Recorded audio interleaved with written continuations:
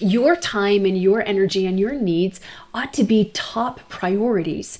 It's also really important that you take radical responsibility for how you show up to other people, that you're kind, you're direct, you're honest, you're clear. You're not setting out to be hurtful or to be cruel to anyone, but also that other people's experience of you has nothing to do with you, quite honestly.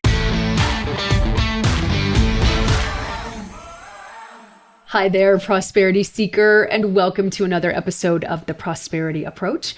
I'm your host, Allyson Chavez, and really from the bottom of my heart and my soul, thank you so much for spending your time here with me. Today, we're going to debunk one of the big myths and lies that we're told as women about being responsible for other people's happiness and why this really just is not true. But before we do that, just a couple of quick reminders. If you're listening to the audio version of this episode, be sure you're following the podcast on your favorite app.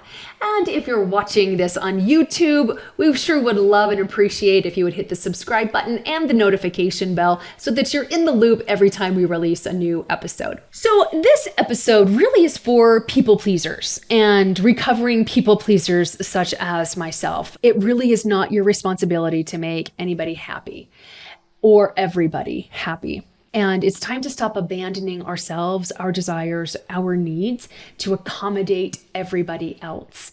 And we live in this hypersensitive society where words like selfish and vain and arrogant and conceited and self-absorbed get thrown around when we have any sort of boundaries, or if somebody gets their nose tweaked out of place with us holding our boundaries. But what's been really interesting to me is that we literally teach people how to treat us. By what we're willing to tolerate from others, by the conversations that we participate in, whether it's as a passive listener or an active participant in that. And a lot of times, and I have to speak for myself, I can only speak into my own experience. I ran programs for years and years, even as a small child, not to hurt anybody's feelings. So I'm very conflict averse. So I really don't look for confrontation. I have a brother who's a really great lawyer, and he loves confrontation and he loves conflict. He loves to debate because he knows he's right and he's going to win. And I always assume I'm wrong and I just want to make people happy. But that's not my responsibility. And we literally teach people how to treat us.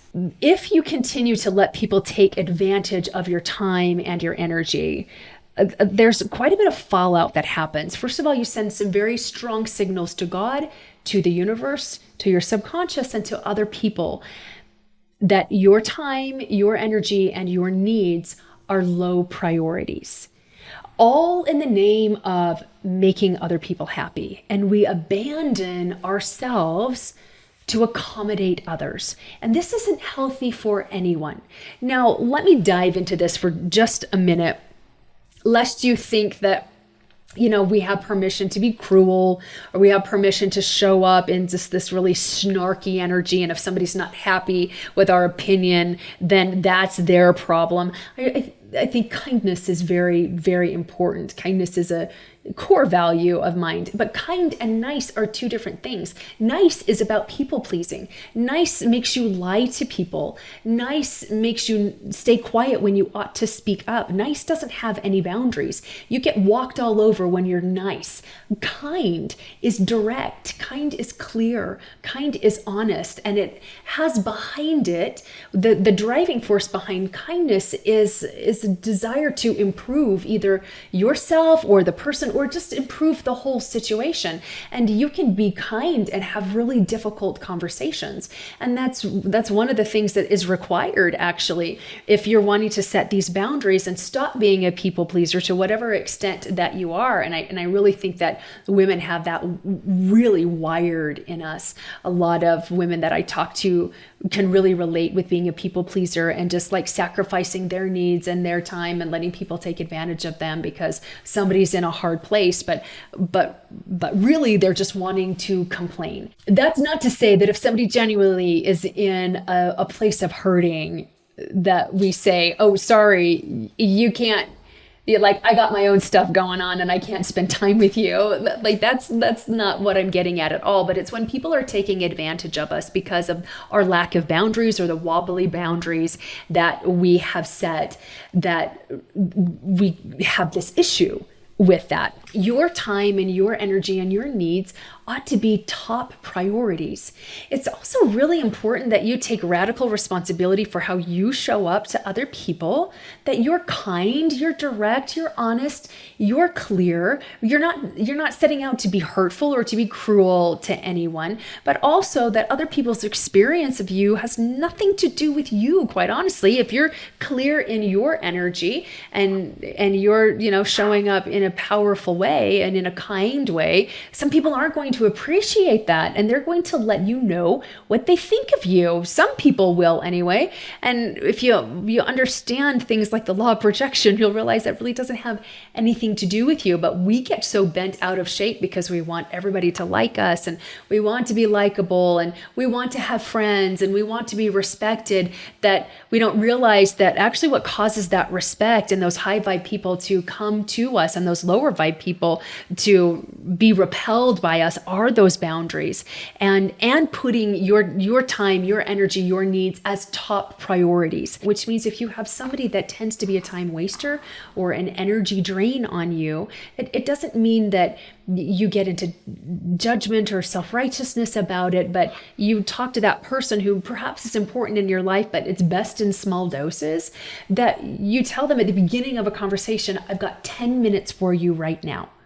So this can be said, whatever you need to say needs to be said in 10 minutes. And then you need to end the conversation in 10 minutes, even if they're mid-breath of their venting. So sorry, I told you I had 10 minutes. Are they going to appreciate it? No, most likely not. But they're also going to start showing up for you differently, because I promise there's enough people in this world that are abandoning themselves to accommodate others and making sure others are happy at sacrificing their own happiness, that they're going to find somebody else that's willing to circle the toilet drain with them. But you're not helping anybody if you jump into the toilet bowl with them. So be the person that holds that space for them, but don't dive into the toilet with them. Just, like, man, sorry that that's happening. I know you're going to figure it out because you're resourceful and you're resilient that way. And I believe in you and I got to go. No, they won't appreciate it, but they'll find somebody else that will listen, and they'll start showing up for you differently, or they'll naturally fall out of your life. And then everybody is better served that way.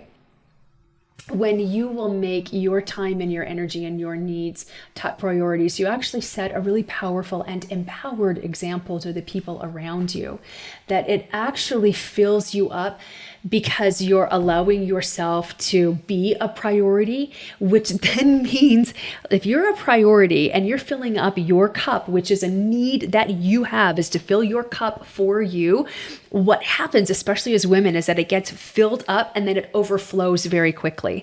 And then you move that cycle from receiving to naturally wanting to give. Just because you're in a really great place, you're so filled up and you've got so much love and you got so much joy that you want to share that with others. And so now, instead of the give-receive cycle being off, it's now balanced. You're receiving because you're protecting your time and your energy and your needs, and you're making that a top priority. You put yourself into the receiving mode.